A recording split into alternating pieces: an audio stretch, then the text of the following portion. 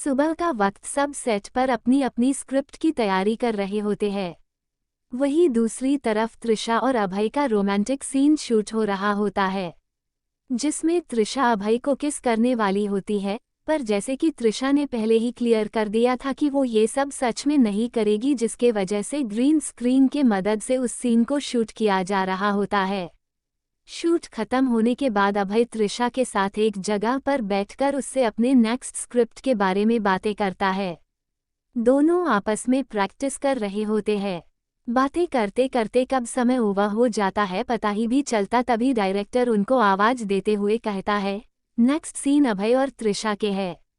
अभय और त्रिशा को director scene समझते हुए कहता है, अभय नेक्स्ट इमोशनल सीन है। जैसे तुम कमरे के अंदर जाओगे तो त्रिशा किसी के साथ फिजिकल रिलेशन बना रही होगी।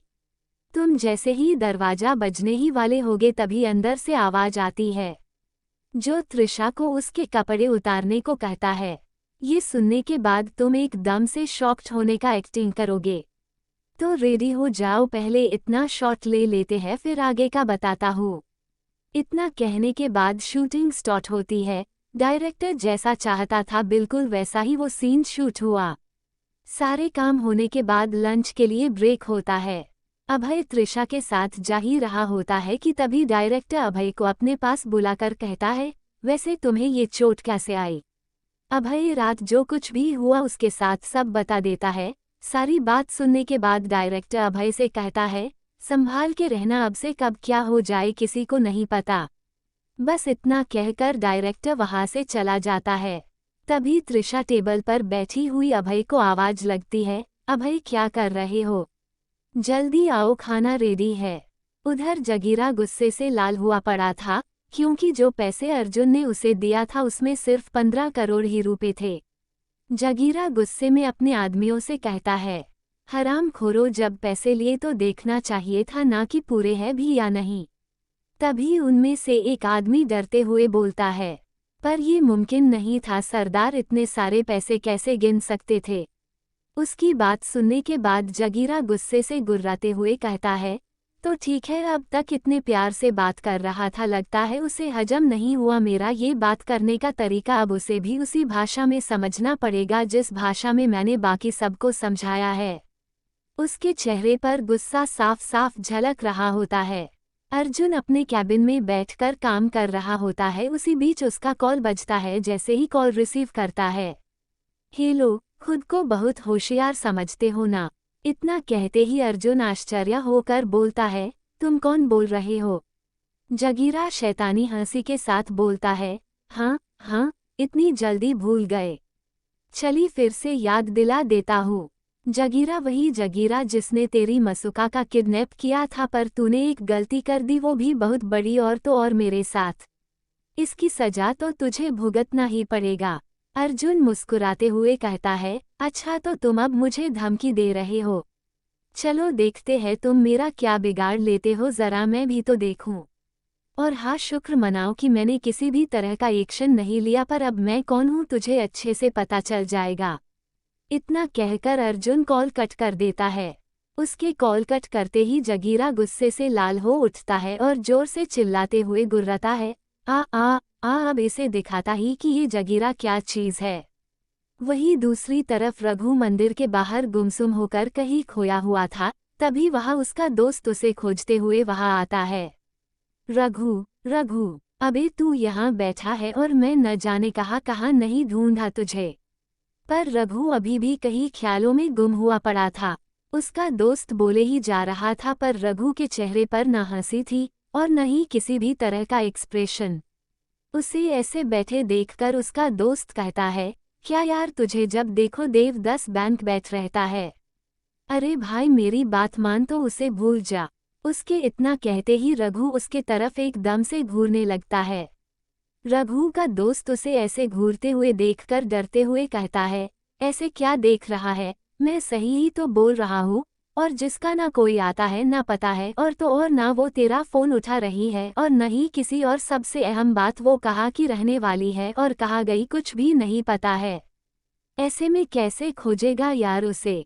रघु उदास होकर कहता है, अब चाहे जो भी हो मैं उसे ढूंढ के ही रहूंगा चाहे वो जहाँ भी हो।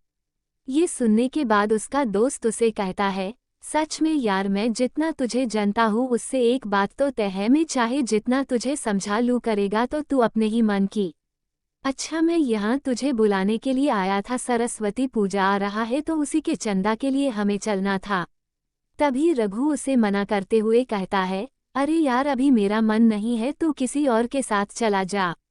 उसका दोस्त उससे कहता है, क्या बोला किसी और के साथ? पहली बात तो ये कि हर साल हम दोनों ही जाते थे, और दूसरी बात कि इस साल भी अगर जाएंगे तो हम दोनों, वरना कोई मैं भी नहीं जाऊंगा।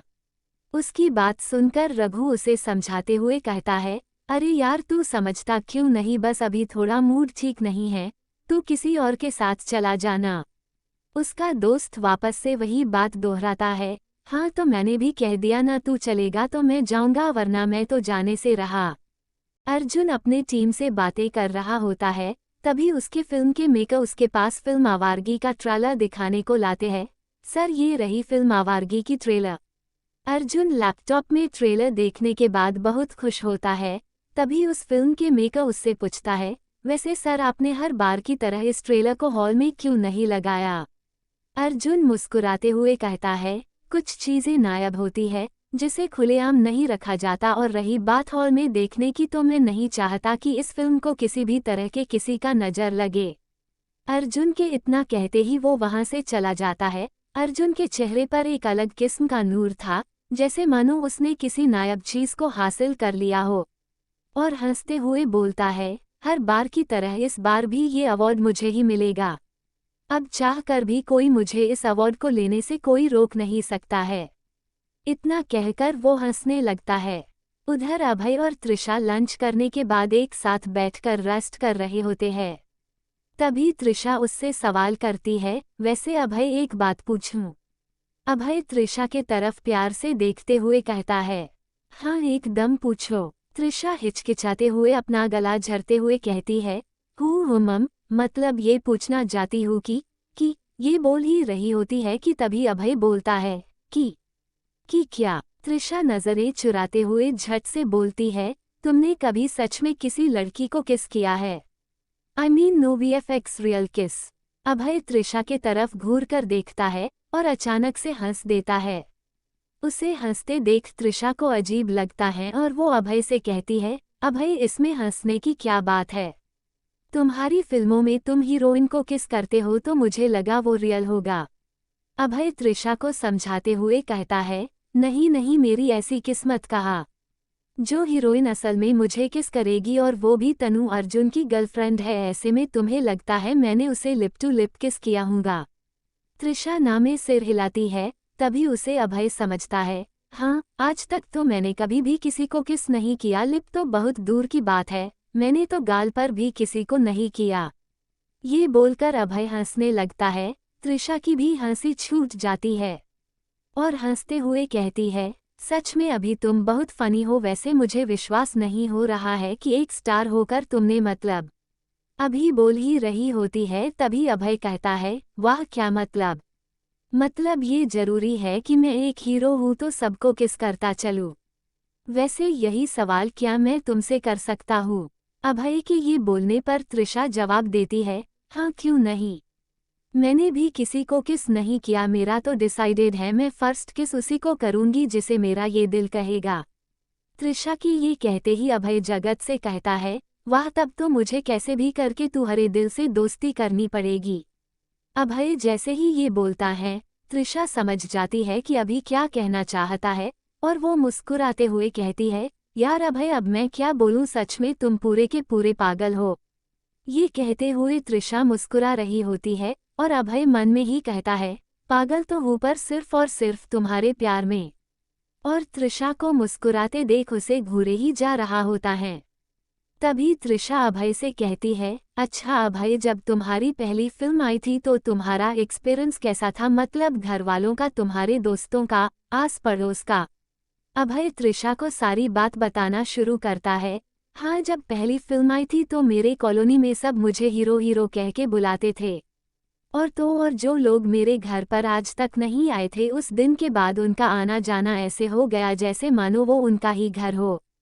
पर जो भी हो ये देखकर मुझे बहुत अच्छा लगा, पर ये भी मुझे बहुत अच्छे से पता है कि जब तक ये फैम मेरे साथ है पराये भी अपना बनने का ढोंग करते हैं। पर जिस दिन ये सब चला गया उस दिन उनका भी प्यार मेरे ऊपर से हट जाएगा। और एक बात पता है, कल तक तो मैं समझता था कि मैं ही सिर्फ सबसे अच्छा एक्टिंग कर लेता हूँ, पर जब मैंने अपने रिश्तेदारों को इतनी हमदर्दी जताते देखता हूँ तो मुझे अंदर ही अंदर बहुत हंसी आती है। अभय की बात सुनते सुनते तृषा कहीं खो जाती हैं। अभय अपनी बात पूरी करने के बाद कहता है, खैर वक्त वक्त की बात है, सबका वक्त एक जैसा नहीं होता। और तुम बताओ तुम्हारा जर्नी कैसा रहा इस फिल्मी दुनिया में आने का। तृषा स्माइल करते हुए कहती है, हाँ पिछले कुछ साल से मैं भी ऑडिशन के धक्के खा खा के टूट चुकी थी। कहीं जाती तो एडल्ट फिल्मों में काम देने की बात करते, कहीं पैसा दोगी तभी काम मिलेगा वरना नहीं, और कहीं कहीं तो फिजिकल रिलेशन बनाओगी तभी काम मिलेगा ऐसा बोलते थे। तृषा की बात सुनने के बाद अभय का मुंह सूख गया था। वो बोले तो बोले क्या, उसे कुछ समझ नहीं आ रहा था। तभी तृषा कहती है, फिर मैं इस फिल्म के लिए ऑडिशन देने पहुंची और मेरा सिलेक्शन लीड रोल के लिए हो गया। पर फिर भी मुझे यकीन नहीं हुआ, और जैसे कि इतना कुछ होने के बाद मुझे ऐसा लगा इस फिल्म में काम देने के पीछे जरूर कोई डिमांड होगी, पर जब मैंने गलत थी और अब मैं समझ चुकी हूँ कि इस इंडस्ट्री में अगर बुरे लोग हैं तो कुछ अच्छे भी हैं। तृषा की बात सुनने के बाद अभय स्माइल देते हुए कहता है, हाँ सही कहा, वैसे तुम्हें पता है बस 2 महीने और फिर तुम होगी हर सिनेमा घरों में, और तो और बहुत से प्रपोजल भी आएंगे, पर तुम एक्सेप्ट मत करना। अभय के इतना कहते ही तृषा उसे पूछती है, पर क्यों? अगर प्रपोजल अच्छा होगा मेरे लिए तो मैं जरूर करूंगी। तभी अभि कहता है, तो ठीक है उसमें एक प्रपोजल मेरा भी होगा। अभय की ये फ्लर्टिंग भरी बातें सुनकर तृषा हंसने लगती है। आप सब मेरी कहानी को इतना प्यार दे रहे हैं, उसके लिए आप सबका धन्यवाद। पर आज आप सबसे एक छोटी सी मदद चाहिए। मैं अपनी कहानी को किसी प्रोफेशनल AI के जरिए बनाना चाह रहा हूँ, जिसके लिए मुझे 900 रुपये की ज़रूरत है। कृपया आप छोटा सा अमाउंट देकर मेरी मदद करें। धन्यवाद।